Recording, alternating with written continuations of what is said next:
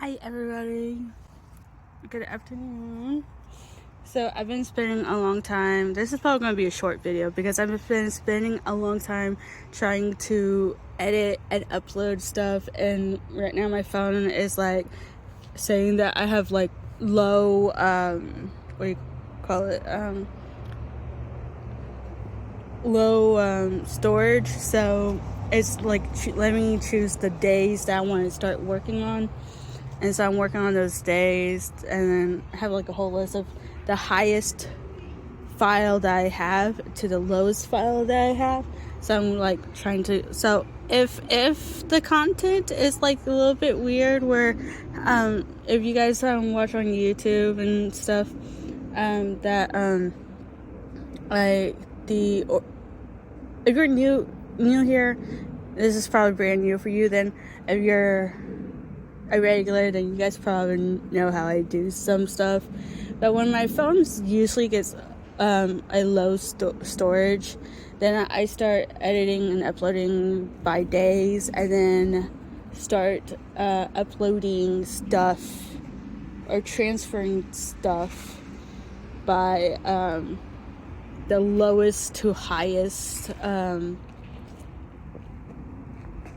either memory or like gigabytes, basically, or MBs. So yeah, so we had just had a scary encounter today, like a few minutes ago. But you know what? Jynxie is a good puppy that I didn't know she was actually.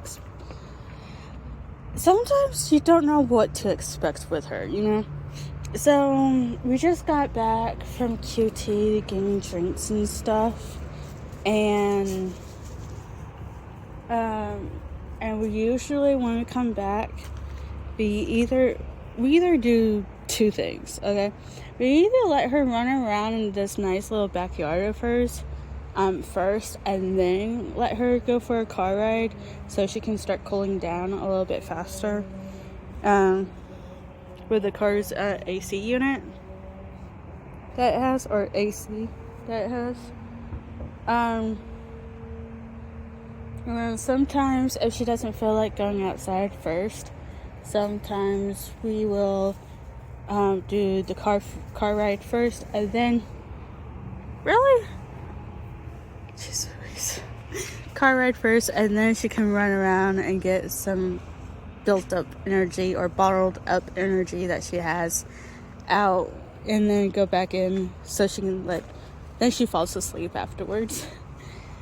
So we got in here, I closed the gate, I let her go, but I still had the leash attached to her because sometimes she'll like to come through the backyard just to get to the window, and then that's pretty much all the time. It's rare that when she feels like going back inside, she'll go through the front.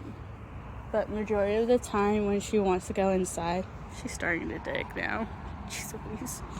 And when she goes back inside, she likes to go through the backyard first, which is good because it's fine.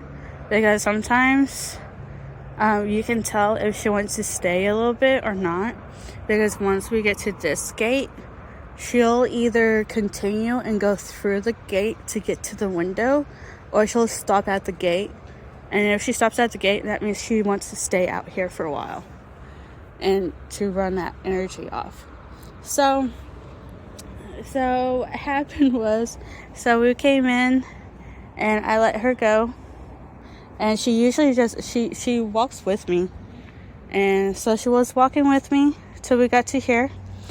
We saw Stripey right here, and then she took off with her leash through the gate and chased her all the way back in the front. Stripey is a little bit lucky that when it comes to herding cats, because that's what Jynx does. That's all Jynx does. All Jynx does is basically herd cats up to the front. So she should be good and glad that she doesn't go off this property when she knows that she's running around without anybody near her. So Stripey's in the that I have noticed.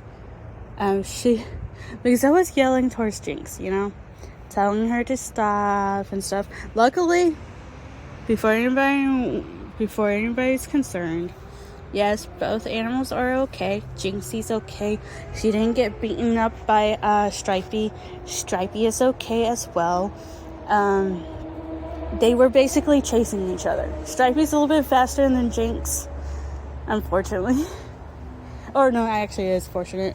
But yeah, Stripey is just because how slim she is, basically. But yeah, both of them are okay. Stripey went to the safety of the neighbor's house, which they don't even like the cats. And it is seen from our eyes that when the cats go over to their house, because they like to hang out at the neighbor's house. I don't know why, but they do. But the neighbors pretty much don't like when the cats are in their yard. I mean, they never said anything to us about it, but they do kick them, literally, physically kick them to get them off of their property. And it doesn't matter, like, they're outdoor cats. They run wherever they want. I mean, geez Louise, you have some of the cats that go in their backyard. But yeah, they do kick them, and they've even taught their children to kick them if they're near them. So yeah, we've seen that so far only once or maybe twice, but yeah. So Stripey's in the front, and Jynx, she went around the house, and then she came back, and then she, if this gate wasn't closed, I do believe she would actually go back in here and waited till we come and get her. But other than that, she tries to be a good puppy. She really does.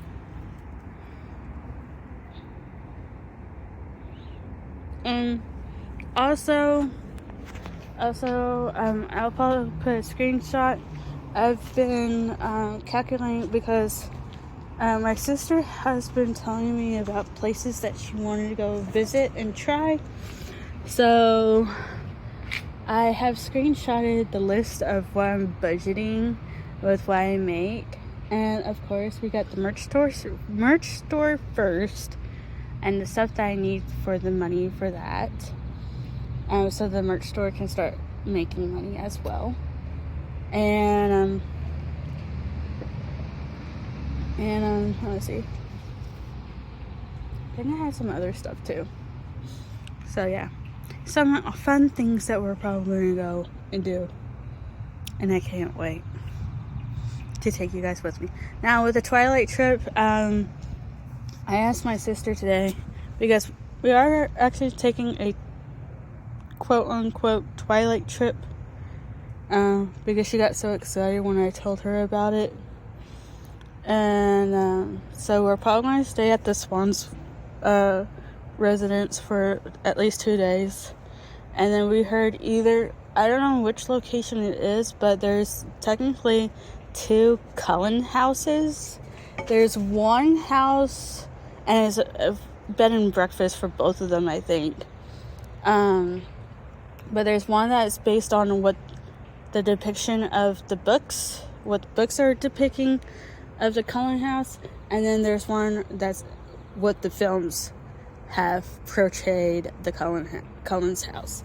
So both of them are actually bed and breakfasts according to what we looked at. So we're probably going to stay there as well. So yeah, it's going to be fun. I've already calculated of how much for actually one stay of the Swan's residence. I need to figure out for the other stuff of how much it's going to be and how much it's going to be for us to get up there. I asked my sister if she wants to go by plane or vehicle. She doesn't really like heights, neither do I. When it comes to airplanes, because I did go into airplanes before when I was a child, but I do not like heights though. The only reason I kind of okay with airplane rides is because, well, geez Louise, when it comes to the heights, and okay, yes, you can probably say that I'm freaking weird, okay?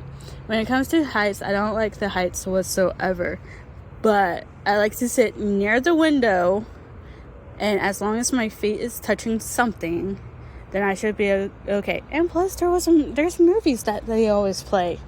I don't know if they play movies anymore, but yeah, they usually play some type of kiddie movie. Why not? But we're probably going to drive this one for the Twilight trip because we're taking Jynx too. Oh, look at that happy puppy. So yeah, we're probably taking Jynx too. So there's probably going to be an updated calculation for that. I've calculated so far that the trip in Forks, Washington, is actually going to be around $849, and then I'm calculating the gas of probably $500, because it's about like $36 to fill up the whole tank. So, let's see. So, depending on what states we're going to go through, we might stay in some of those states on our way there. So, yeah. Fun times. I can't wait. I can't wait to actually do some of these. It's going to be fun.